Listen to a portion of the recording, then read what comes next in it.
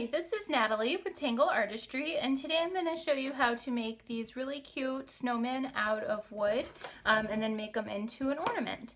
So the first thing that we're going to do is paint our background, and he's going to have a little brim for his hat, and we want that to be kind of at an angle. So you can mark it if you want. I just normally kind of visually make a note of how I want it to go, and you can do each snowman a little bit different however you want to do it.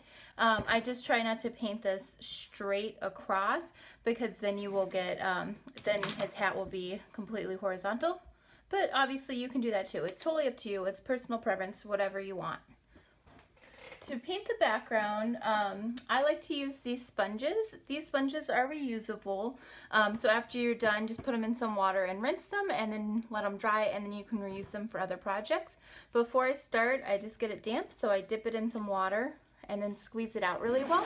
And then I'm going to take a towel and just kind of wring it out in that to get any extra moisture out. So that way the sponge isn't really wet, but it is a little damp. And I always paint the white first, so I'm going to take and dip my sponge into the white paint and then kind of dab it off on my plate here. And then I'm just going to wipe across the piece of wood, and we want to make sure we get all 4 sides. Now, if you're doing all 6 of these at one time, I recommend doing the front and the sides, and then coming back and doing the back. So then that way you can kind of let it dry in between each step, and you don't have to try and like turn it over while it's still wet. White paint generally takes a couple of coats. I normally find 2 coats, you can still see your grain come through. So if you like the look, kind of like a whitewash, 3 coats will give you a more solid color. Sometimes to get into the cut edge, it has a little bit more texture, so I kind of like press the sponge up and down so then the paint can kind of seep into that cut area. When you do your backside, just make sure that you reverse your slant so that it's going opposite of what it is on the front. Almost like you can see through your piece of wood. You want those to be the same. So once you're done with all of your white, you can do your black, and you can use the same sponge if you want. You can just rinse it out in the water, get all of the white out. I just have a big bowl of water, but you can also do this in the sink. And then just make sure after you rinse it to dry it off in your towel.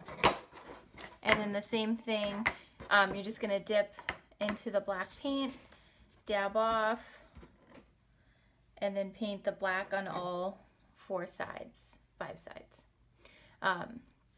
Don't worry too much about your line here because your brim's going to cover it. You can also paint you can paint this as well.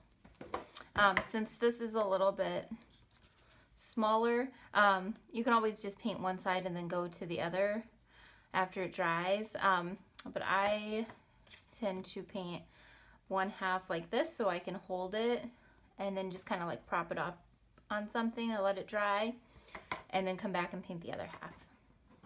Once you're done painting, let your paint dry 100% so that it's not tacky anymore. The easiest way to tell if it's dry is it's not going to be shiny anymore, and then it also should be like room temperature. If it's still kind of cold, then your paint might still be a little wet, and let it dry a little bit more, and then you can sand it. So if you want it to be kind of distressed and have some rustic feel to it, you can sand it. Just take your sandpaper. I like to do all of my edges, and always go light because you can always distress it more. If you distress it too much, you can go back in with the paint and add a little bit more of the color. And then after I do my edges, I'm just going to take and very lightly do the tops. I do a little bit in the middle, but I mostly just keep it to the edges. And you can do it as little or as much as you want, or not at all, depending on the look you're going for.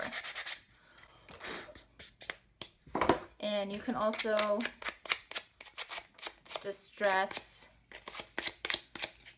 the hat.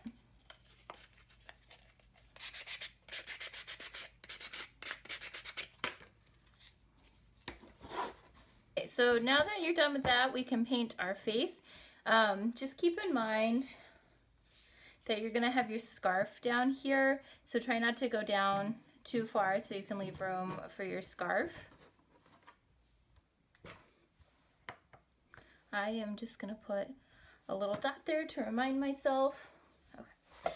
And then you can do the dots with either the back of your paintbrush, or if you have a pencil, the eraser part hasn't been used and it's completely flat, works really good to make dots. You just want to make sure that it's flat. You're going to dip it into your paint and then I dab it off so I don't have too much paint on there. And then I'm going to do my eye on this side. That's going to be a little bit lower because of the hat, so that way I can make sure they line up. And I'm just going to dot that on there and then dip and do another one. I'm just going to make sure that they're even. You don't have to make them even. You can make them however you want. If you want to do kooky eyes or whatever, that's totally fine. Just going to wipe that paint off and then do my smile. So I always start with my middle dot for my smile, and then you want to do like a curve. So I'm just going to do some dots going up on one side, and then I'm going to do the same thing, just kind of copy those dots on the other side. And then once I have where they're going, you can kind of go back in and make them a little bit bigger. So I'm just adding a little bit of paint and then kind of like twirling it. And this doesn't have to be perfect. You know, this is your own little creation. So just do whatever you want. And you know, it can be a little funky and then it kind of looks more like coal. This is a handmade creation, so don't get too nitpicky about it.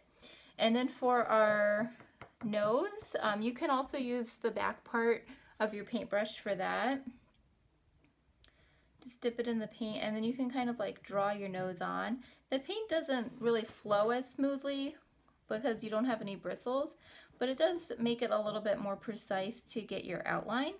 You can always do the back of your paintbrush to get this shape and then let it dry and then go back in with the bristle part and fill it in with a second coat. Instead of dots for the mouth, if you're gonna do a line, you want to take that small brush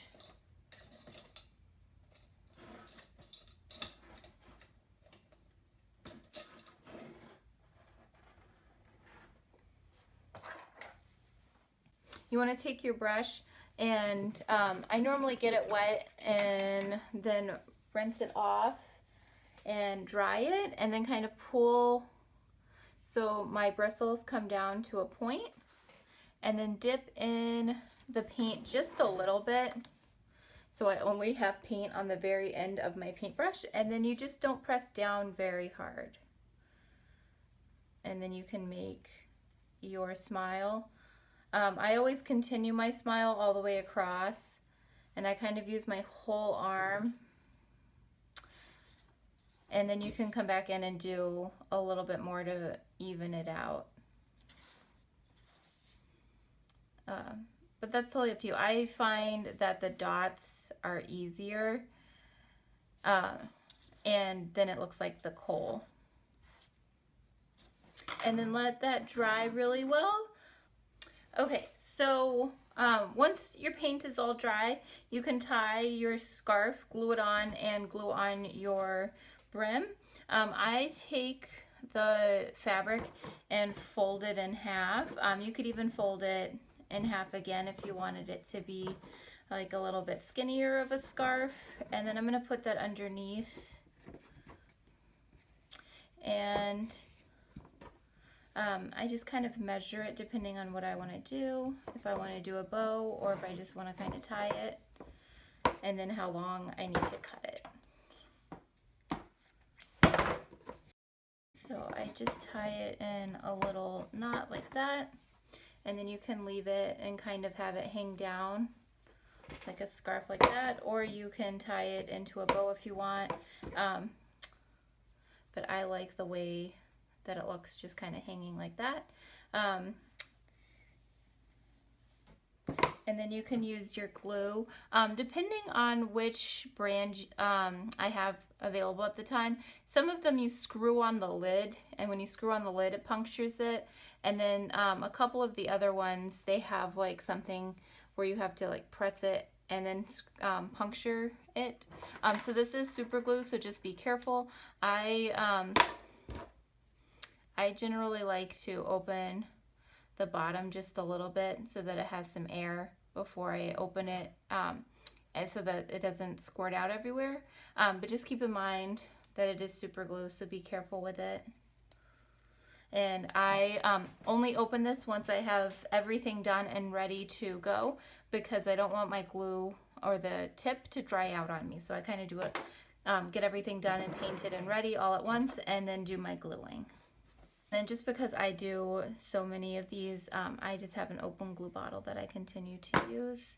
So I'm just gonna add a little bit of glue on there. Try not to do too much so it doesn't squirt out your edges, and then press it down. And then the same thing, I'm just gonna add a little glue right down in here, and then press that on. And then you can also glue like in your knot here so that it lays down the way that you want it. But that's totally optional. You don't even have to glue the scarf on if you don't want to, if you want to be able to change it out or whatever. And then you can also, after it's glued, you could cut these if you wanted to. Let's see what I'm gonna do.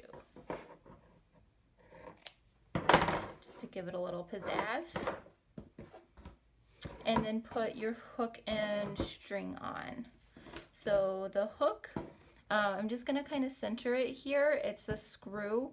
So I'm gonna center it there, and then I'm gonna screw it in. And then I'm just gonna keep going until that circle is flush with the wood. And then I'm going to take my string and tie it through. Notice that my circle is going this way, so then when I tie my ribbon and it hangs on the tree, it'll hang the right way.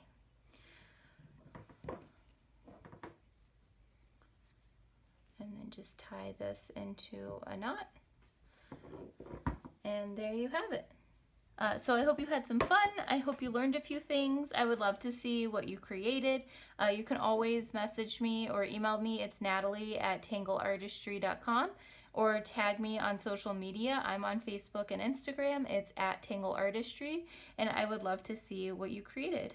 Thanks so much. See you next time. Bye.